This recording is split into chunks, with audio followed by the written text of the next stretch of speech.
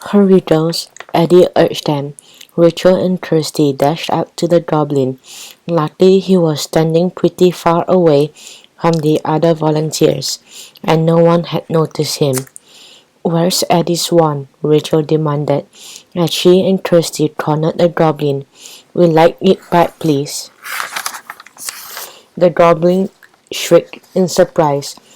Then he scowled fiercely as Eddie fluttered out of Rachel's pocket. "Pesky ghost," he muttered, "and a pesky fairy too." "Well, I wouldn't give you the wand even if I had it." "What do you mean?" Kirsty asked. The goblin shrugged. "I lost it in all the mess I made," he muttered sheepishly. The girls and Eddie glanced at one another in dismay. "The wand could be anywhere," Kirsty groaned. Why would you? Why are you trying to undo all our good work?" Rachel asked the goblin. "This place is supposed to be green, isn't it?" the goblin asked. "And crossing the ring, I'm the only thing that's truly green around here. I get to decide what goes on."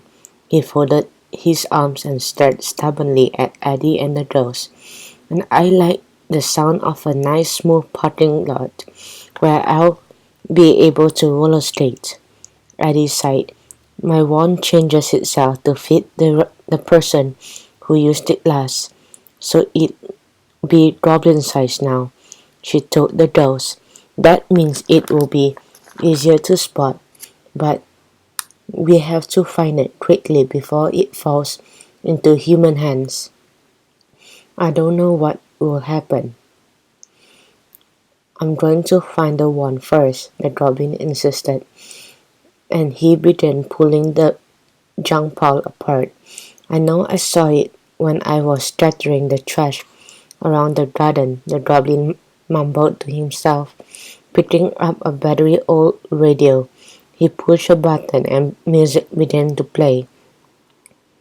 The goblin looked puzzled. "Why was this thrown away?" he asked. "I don't know why people can't put their trash where it belongs and not dump it in the countryside," Rachel said. "They could even have recycled some of this," Kirsty added. The goblin began burrowing into the pile again, tossing pieces of junk everywhere. Eddie and the girls glared at him. "We'd better start looking through the other garbage piles," Rachel whispered to her friend. "We have to find the one before the goblin does." Eddie, Rachel, and Kirsty moved to a nearby trash pile and began searching through the rusty tools, old TV set, and broken bicycles. As Kirsty picked up a crumpled cardboard box, she once again noticed a flash of rusty brown from the corner of her eye. "The fox is back," she thought, turning to look. Kirsty saw the fox dart towards one of the nearby fields. She blinked. It looked like the fox was leaving behind a ribbon of sparkles as he ran. "Look," Kirsty said, pointing out the fox to Rachel and Eddie. "Isn't that odd?" Eddie gasped with surprise. "That fox has my wand," she exclaimed. "He's leaving a trail of fairy magic." She turned to Rachel and Kirsty. "It'll be faster if we fly after him, girls.